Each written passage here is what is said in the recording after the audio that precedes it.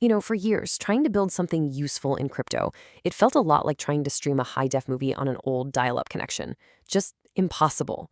But what if that's all changed? What if the broadband moment for crypto is finally here?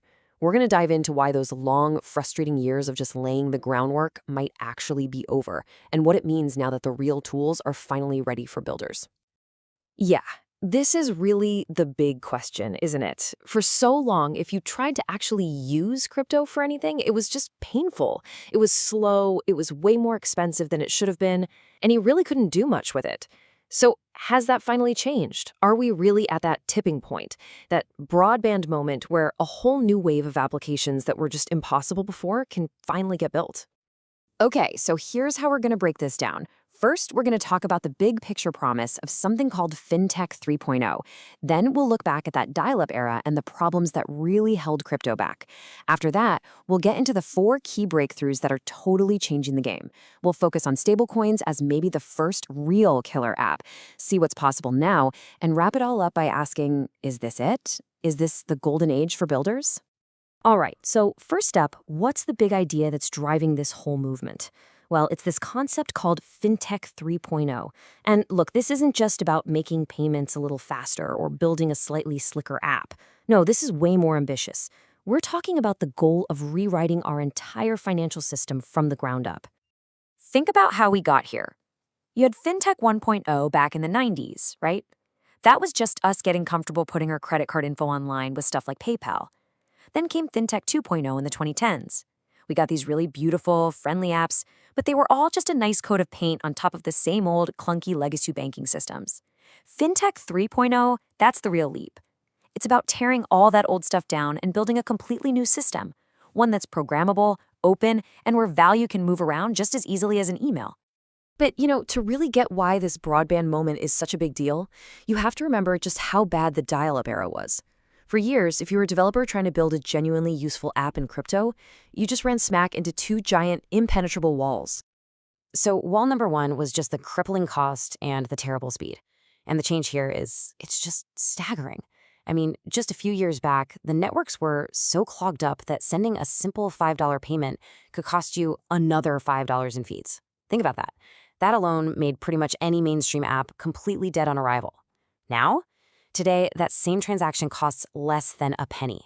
We're talking a collapse of over 1,000 times. All of a sudden, the door is just wide open for things that were impossible before. And the second wall? It was just this thick fog of regulatory uncertainty. There's this quote from a builder that just says it all. Startups were spending more money on lawyers than they were on engineers. I mean, just let that sink in. Your primary focus isn't on innovating and building a great product, it's on legal defense because the rules are so confusing and unclear. That was a huge break on progress. It scared away a ton of top talent. But here's the good news. Those walls, they're finally starting to come down. And this brings us right to the turning point in our story, the 4 key breakthroughs that are solving these really deep problems and finally giving builders that powerful new toolkit they have been waiting for years. So this is it. This is the new foundation. We're talking about blockchains that can actually scale and handle real-world demand. We have stablecoins that act as a reliable, programmable US dollar. Wallets are getting so much simpler, like as easy to use as any other app on your phone. And maybe most importantly, we're starting to get regulatory clarity, which gives entrepreneurs the confidence to actually build for the long haul. Okay, let's talk about the biggest technical leap here, which is scaling the blockchains. And it's almost all thanks to a technology called Layer 2s. The easiest way to think about them is like express lanes built right on top of a super secure base like Ethereum. Basically, they work by grabbing thousands of transactions, bundling them all together, and processing them off to the side, which makes everything incredibly fast and way, way cheaper. Yeah, that HOV lane or express lane analogy is really perfect. A layer 2 basically takes a whole bunch of individual transactions, squishes them down into one neat little package, and then settles that one package back on the main blockchain. So you get all the speed and efficiency of the express lane, but you still inherit all the security of the main highway underneath. This right here, this is the core tech that's taking us from dial-up to broadband. Okay, so we have this new foundation. We have the broadband. So what's the first big thing people are actually building and using every day? Well, if you look past all the trading and speculation, the clear winner, by a mile has been stablecoins. And just to be clear, we are not talking about some small niche product here. This market has absolutely exploded. It went from basically zero about 5 years ago to nearly $200 billion in circulation today. I mean, that kind of insane growth just doesn't happen unless you are solving a very real, very widespread problem for a whole lot of people. So why the huge takeoff? Well, it's simple. They solve actual, real-world problems. For the very first time, if you live in a country with runaway inflation, you can get access to a digital version of the US dollar and protect your savings. It's a lifeline. They also make sending money across borders almost instant and practically free. And that has fueled the growth of all these new digital banks, like the Dollar app in Latin America, that are serving millions of people who the old system just left behind. So think about what happens when you combine these two things: super cheap, super fast transactions, and a stable programmable form of money.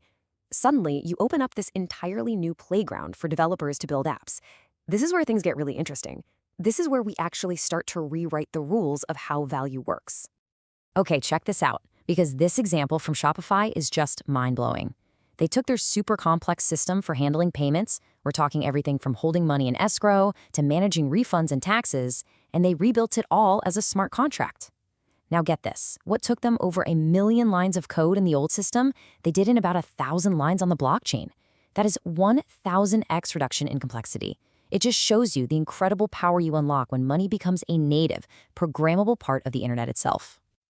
So if that's what's possible now, what's coming next? Well, the next giant wave everyone is talking about is tokenization. And the idea is actually pretty simple, but it's also incredibly profound.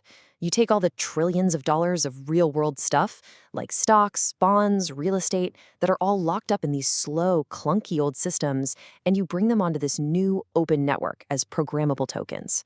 Just imagine it, being able to buy or sell a tiny piece of a commercial building instantly to anyone in the world with almost no fees. That's the kind of potential we're talking about here. And that brings us right back to our main point. When you put all of these pieces together, the scalable blockchains, the mature stablecoins, the much simpler user experience, and clearer rules of the road, what you get is a really unique moment in time. It feels like the foundational layers that builders have been dreaming about for the last decade are, well, they're finally here. And really, that's the multi-trillion-dollar question we want to leave you with. After a decade of so much hype, so much promise, and a lot of pitfalls, has the foundation finally been laid? Can crypto finally move past being just about speculation and become the bedrock for a whole new generation of apps that could actually change how we live and work? It really feels like the broadband moment might have arrived. And now it's up to the next wave of builders to show us what's truly possible.